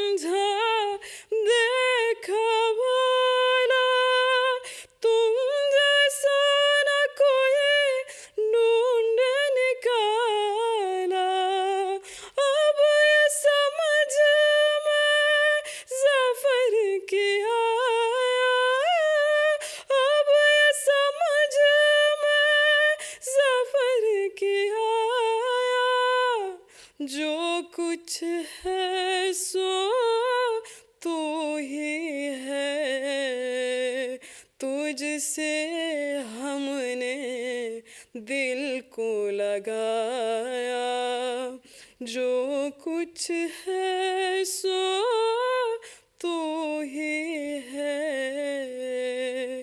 एक तुझको अपना पाया एक तुझको अपना पाया जो कुछ है सो तू ही है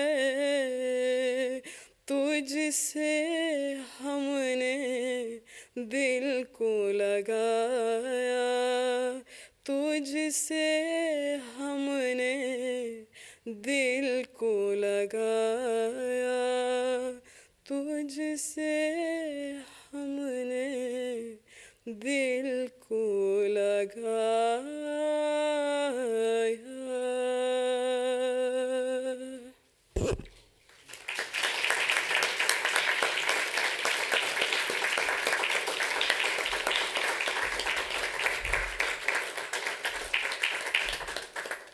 Thank you, Preeti, for that lovely closing song.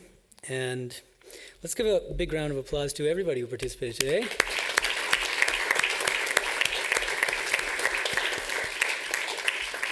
Swamiji used to say, infinite power is within you, and I hope it's clear that everybody really rose to the occasion today, and we can see that power manifesting. So, revered Swami Sarvadevaji Maharaj will now deliver the closing speech and offer his blessings.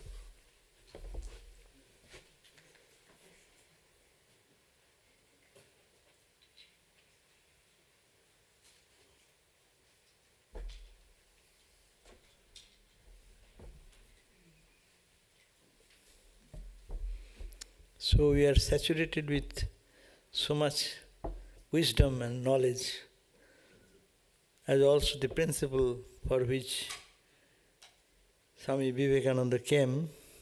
We have already filled up our understanding, listening to so many wonderful talks and emotional singing, and bhajan and other things. Thanks to Madhavananda for organizing such things and your participation.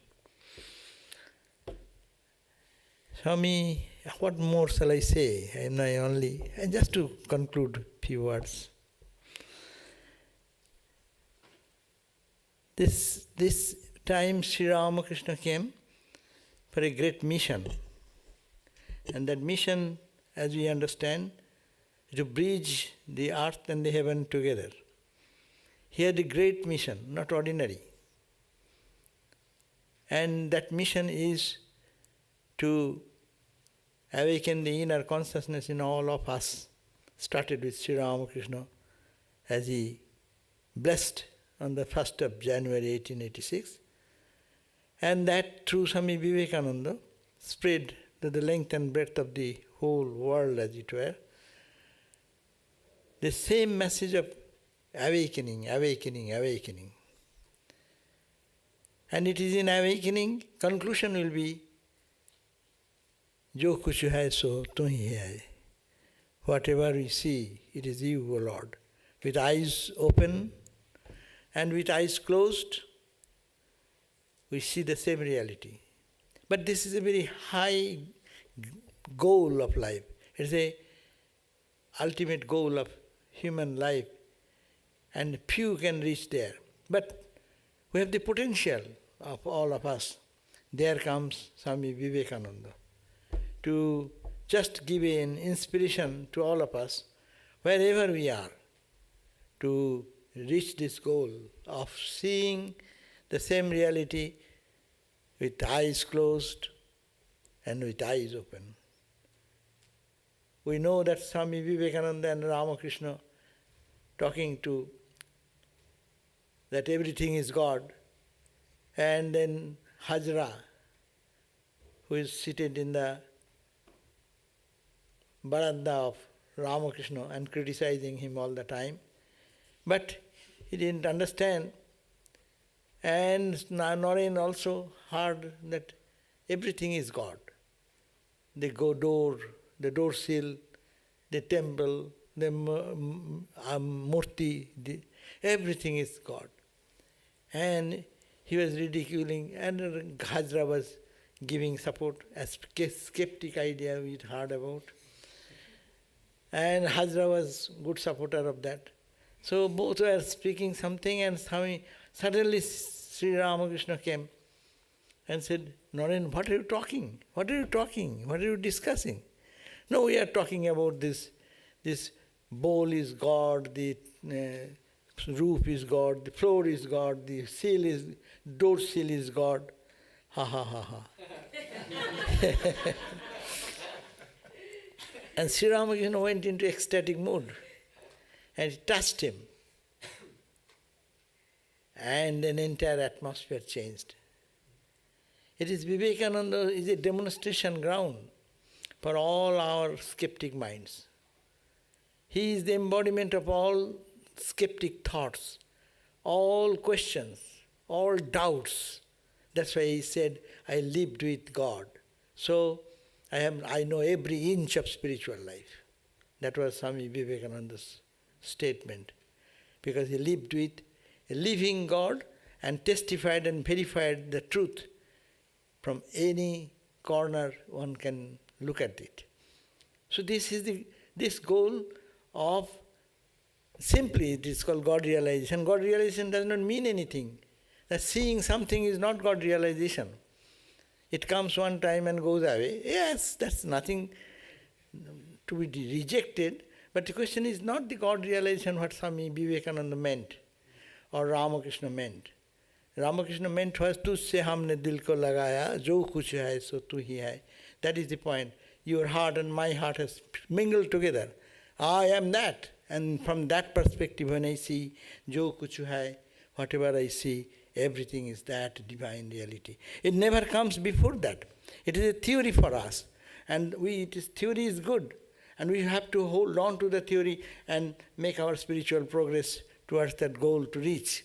But the question is that we should not be confused with this idea of God, vision, seeing whatever we see, it is mind, still mind.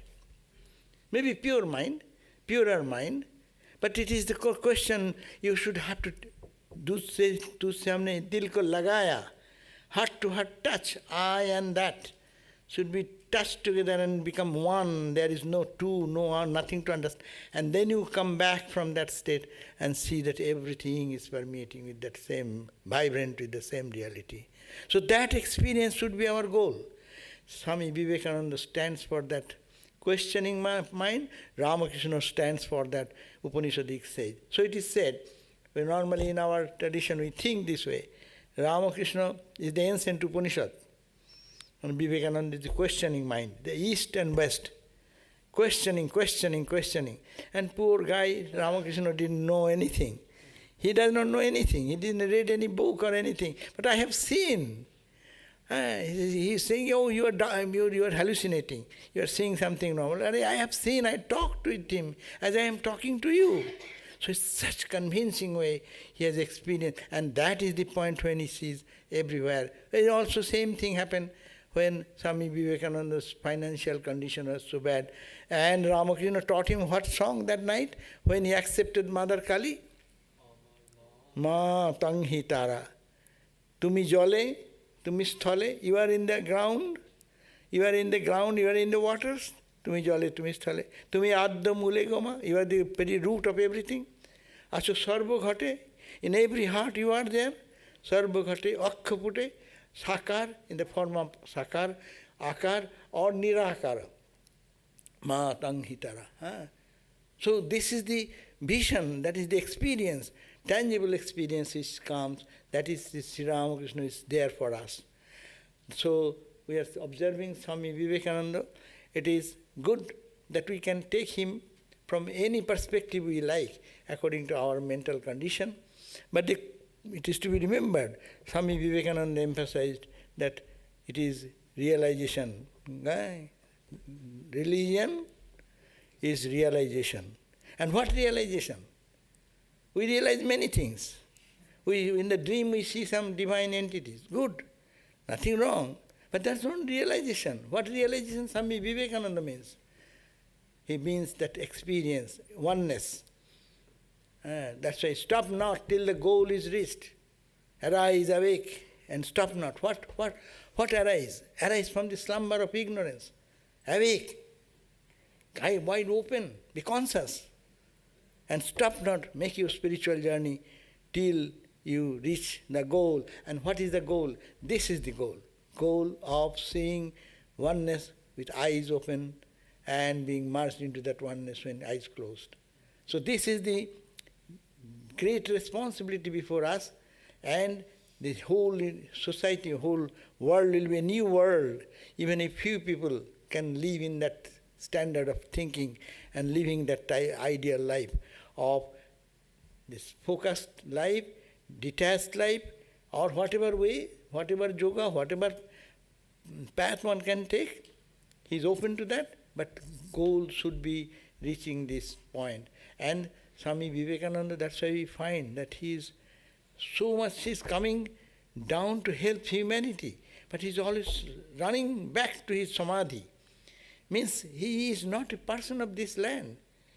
He comes from the supreme state of almost merging into the non-dual state, and then Ramakrishna forced him to come back, come down to the earth.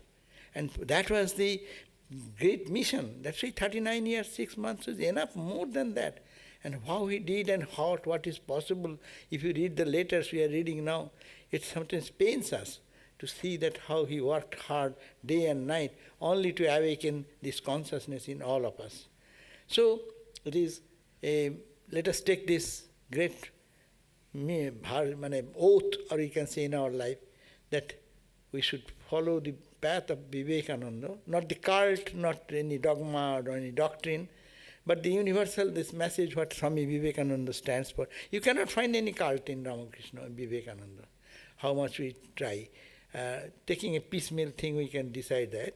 But it is such an idea, and a holistic idea, that is the Upanishadic idea.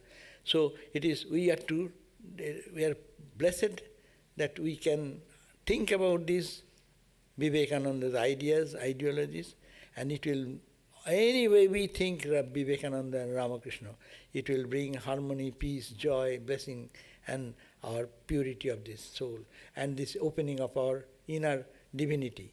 And it will ultimately lead to that same goal. So we should, this day we are celebrating from morning about Swami Vivekananda's birthday, and you have participated, and that was great.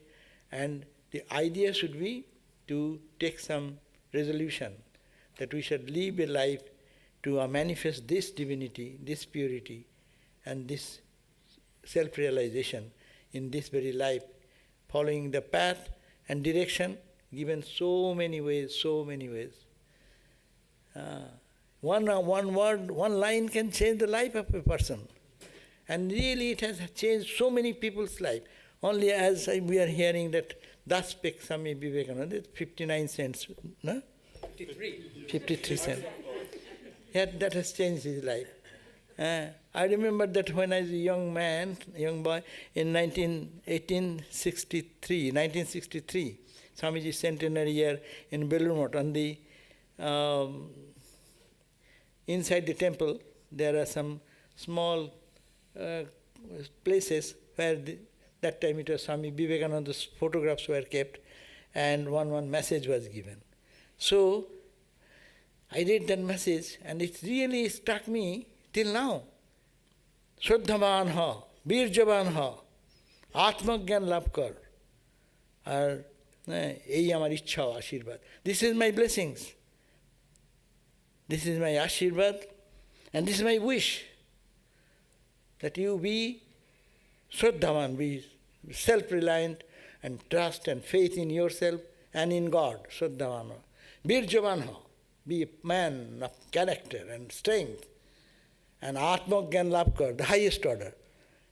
Reach your own self, or then who you are. Know that this is my wish and blessings. One word that still rings in my heart. So this Swami Vivekananda is not ordinary person. He has not spoken ordinary words. it can instigate. Anyone can get inspiration from any other resource. But the point is that we should live a life not making Vivekananda a portrait. Swamiji who said that when I die, don't wave incense around me. That means don't make a picture. That is the thing, in India and any other country, when someone is great, we make a statue of him and celebrate that and forget his ideal and principle. He said, no, don't do that. And he really objected to that. But we do that. but his major idea was that don't do that, rather you live the life, take the ideal and make it a practical expression in your life. So this is, Swamiji's blessings is there. So we pray that we will be inspired, and whatever inspires us, we can start from any corner and reach that goal. Atma Gyan Labh Kar. Attain self-knowledge. This is my wish, this is my blessings. So that is the last word we can remember. Only 2 words. Atma Gyan Labh. To know who we are. As I say, in a Vedantic way, bhakti way, whatever way. Ways and means are not the important. How to reach the goal and how to feel that experience that in our life, that is the goal. So thank you all for coming. And we'll have our tea break now. And then after tea break, evening prayer and relics touching. And then don't go away, have something, whatever prasad. Thank you. Huh? Okay. Om Namasri Jyotirajaya Vivekananda Surai Satchit Sukhasarupaya Swamine Tapaharine. Om Shanti Shanti Shanti Hari Om Tat Sat Sri Ramakrishna Arpanamastu.